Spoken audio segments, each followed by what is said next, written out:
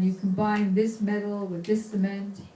So by sound vibration, all the relationships of the material elements come in connection with us, and by sound vibration comes the ether, and all the subtle forms of material objects exist in the ether.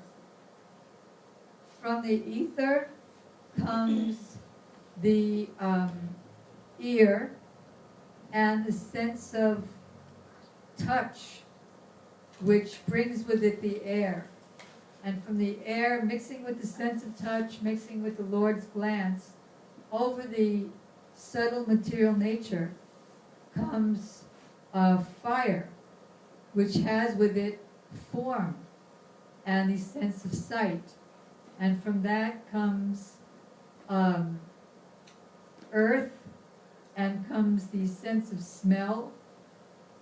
And as you can see, all the material elements come from that way. Not that it was started from Darwin's evolution. At first there was this one-celled, and first there was nothing, and then there was a one-celled amoeba, and gradually it developed into seaweed and microorganisms.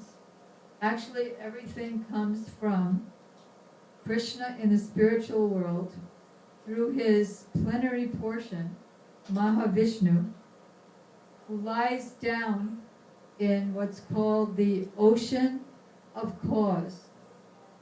It's called the Karuna Jal, or the causal ocean, and he's glancing over the subtle material energy, who you might know as Durga. Durga is a reflection of Srimati Radhika. You've all heard of Durga, right? So Durga states that I attain my qualities and my name from her. You know, she is the superintendent of the jailhouse of this material world.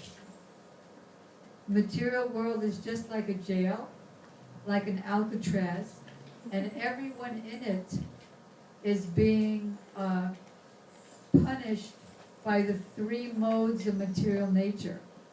Sometimes ignorance, which gives destruction, sloth, procrastination, sometimes passion, which gives creation, anxiety over the result of my activities, exploitation, sometimes goodness, which gives freedom from attachment to the results of my activities.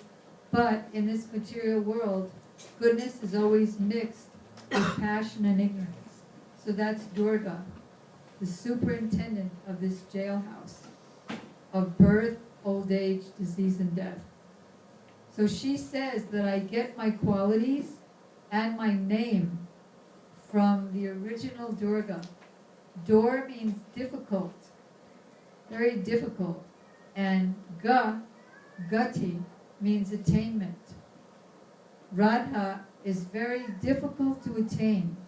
She's attained by the practice of Raganuga Bhakti, or spontaneous love for Krishna, by chanting Hare Krishna, by being absorbed in the sound vibrations of the various spiritual mantras, glorifying Krishna, glorifying her, glorifying their associates, in a certain process of meditation on prayers and glories, which you can find in our songbooks and all the Vedic literatures that you'll see on the table in a little while. So this whole material world is the shadow energy of Radha. So sound vibration begins this material world. So in ether, which comes from material sound, all the subtle elements of the gross elements are situated, just like we see on TV. On TV, you see all subtle elements, and it's carried through the ether, Just like, suppose in Hollywood, people are making a movie.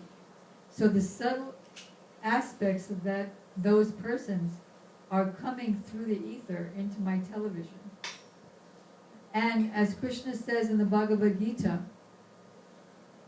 whatever one thinks of at the time of death, he attains that state without fail. So the mental thoughts and activities are also situated within ether, which comes from sound. Just like when you came, maybe some of the hostesses here said to you, "Here, have a seat, take a pillow, or take a chair. You're welcome." Or you received directions from a friend on how to get here. So sound establishes our relationship with this world. Similarly, sound, if it's transcendental sound, it dissolves our relationship with the world. Just like in the Bible it says, God says, "Let there be creation," and there was creation by his sound. So similarly, transcendental sound, primarily the Hare Krishna mantra, establishes our relationship with the spiritual world. And by that transcendental sound, all spiritual facilities come, including our spiritual body, the spiritual abode where we live. Everything comes from sound. And that sound is called bhajan, meditating on the prayers, on the glorification. So sound creates our relationship with this material world, and it also creates the material world. It also destroys the material world and destroys our relationship with it, and creates our relation with the spiritual world. Let's jump now to Krishna and Arjuna. Krishna is speaking to Arjuna, which is in the Bhagavad Gita section. Okay. Here, Arjuna is in the ocean of grief, of identifying with his relatives and realizing that now, here I am, in a great battle of arms, just now going to be fought. And these are all my friends and my relatives, my grandfather, my cousin brothers, are all on the opposite side. It's a civil war. So he's in the ocean of grief caused by his illusion of identification with his body and the bodily extensions, his relatives, even though his relatives are on the evil side to usurp the rightful possession of the kingdom of the world that really belongs to the Pandavas, who are Krishna's devotees, and would make a Krishna conscious or spiritual pure goodness atmosphere where everyone lives in peace and harmony by having Krishna in the center. For example, if you have a pond and you're throwing your pebble in the pond and somebody else is throwing their pebble in the pond, if we throw our pebbles in two different places, then the circles that those pebbles make will overlap each other. And there's quarrel, disagreement, my self-interest as opposed to your self-interest.